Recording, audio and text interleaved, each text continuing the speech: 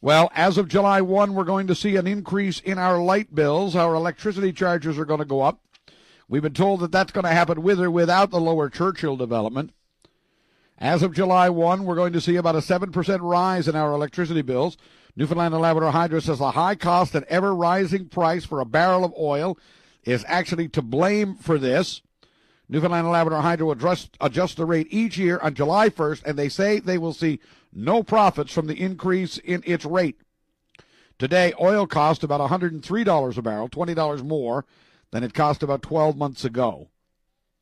Hydro says 25% of the island's energy comes from oil-produced generation at Holyrood's thermal generating station. So a 7% increase in our electricity bills this coming summer, which is a nice way of saying, see, I told you so. That's where they're going.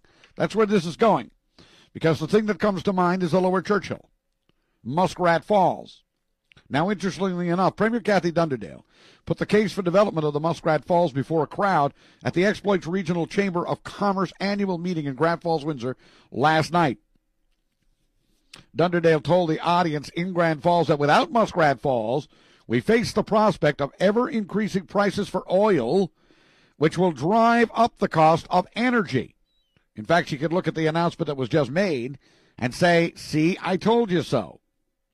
She says, with it, we eliminate burning oil, polluting the air, and creating more greenhouse gases. She says, and this was a clip in our news today, if you were paying $400 a month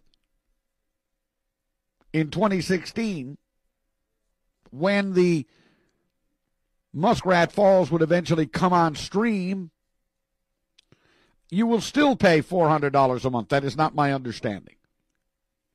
But then you wouldn't get these price increases like you're getting now with 7%. She said prices after that would only rise about 0.7%. And that's the argument for actually doing the Muskrat Falls deal. Did you hear Roger Grimes yesterday?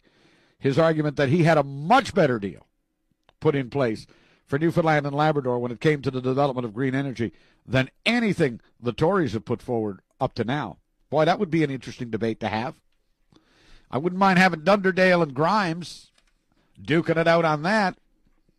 Because to listen to Roger Grimes, it sounds like he had a pretty good deal. Anyway, your thoughts, let me know. Yeah, let me ask you very quickly about, for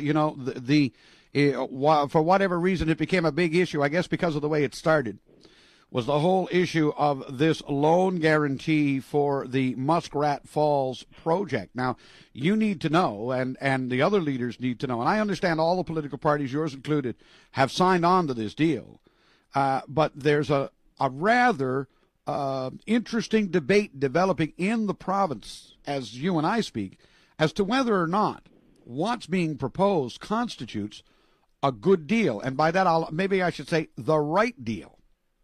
You know, there's and I don't know whether that is a concern to the federal candidates in this election or not. Well, of course, we're following those discussions, and we have no doubt that the people of Newfoundland and Labrador are going to nail down the right kind of deal, and we respect that process. I think what was important to know for everybody in the province was that the federal government should be there to assist. And that's why the New Democratic Party was the first party to indicate that we would be prepared to provide a loan guarantee. We did that in 2 successive elections. We're the only ones to have it officially written down. And you can count on us. You can trust us to follow through. Of course, if there are aspects of the project that are still undergoing debate, we have great confidence in the people of the province to get this right, and we'll be there to work with them.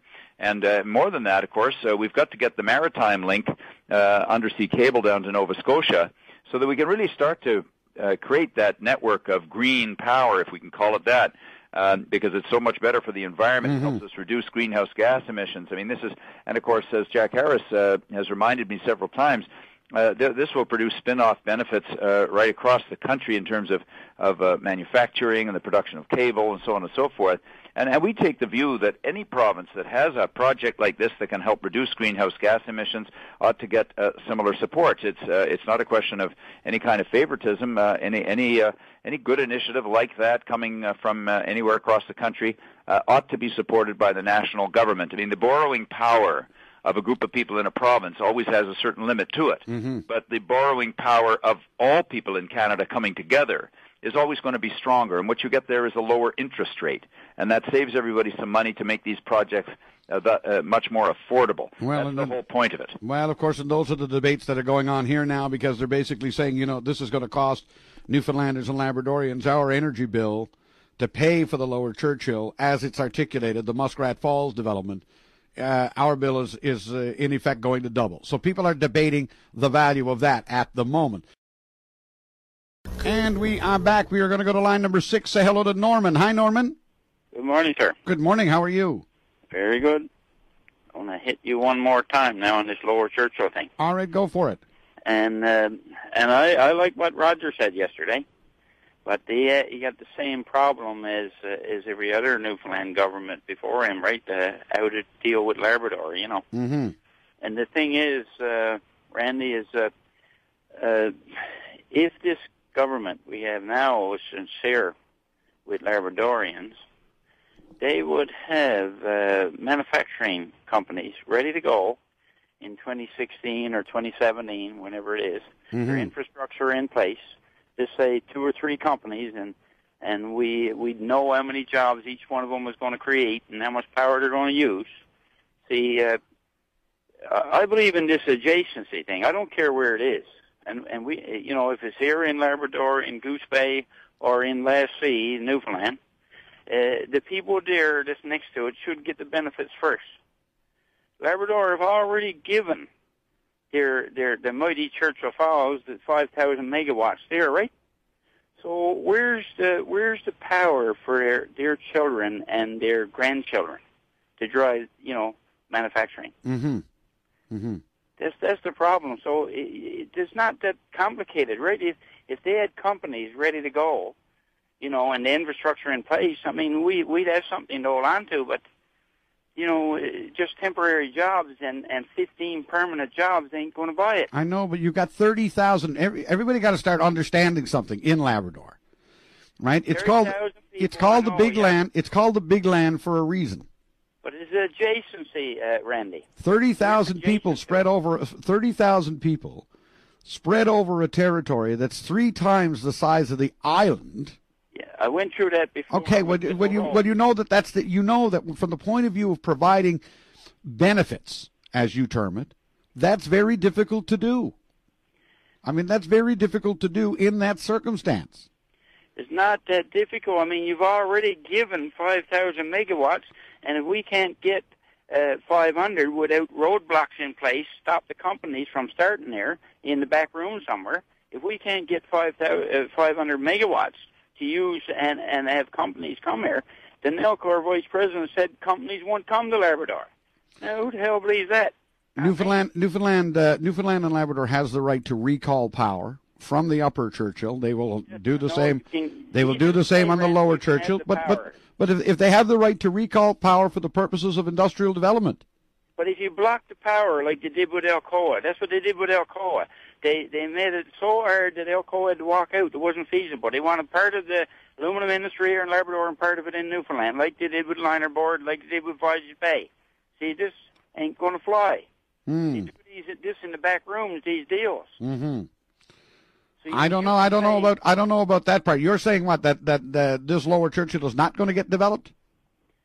Well, I how can I say that when the force is not here? Like you said, there's only 30,000 people, and you got 500,000. And then it's the rest of Canada who wants green energy. Mm-hmm. Every one of their governments is going to back it because they're going to get the Gull Island power. Mm-hmm. And you guys are going to get the Muskrat Falls power. What do we get? Where's the future for Labrador people? But I do believe there's power going to end up being allocated to Labrador, isn't there? There was 300 before, but we tried to get some of it for the base, and they wouldn't give it to us because they said it cost too much money to upgrade the line to Churchill Falls. All they had to do was take the revenue from the 300 that was ours, that they were selling, so it was our revenue. Yeah. Take that revenue for the last 40 years and use it to upgrade the line. Mm-hmm. And you would have had power for the base or whatever. And they didn't do that? No, they didn't do that. So they blocked the industries in back rooms. They put then they're talking about going underground now for Voyage Bay. So they'll make Voyageurs Bay and Nickel pay through the nose for that, instead of putting the line down there, which they should do anyway, to the North Coast, using that revenue they're receiving already, put the line down there and charge Inco and charge the residents of the North Coast for the power. All right, Norman, thank you for this. Thank you, sir. Good to talk with you this morning. Take care. Bye-bye. Bye. Do you agree with what Norman is having to say? Certainly Labrador always feels like it's getting the dirty end of the stick on all of these deals. There's no doubt about that.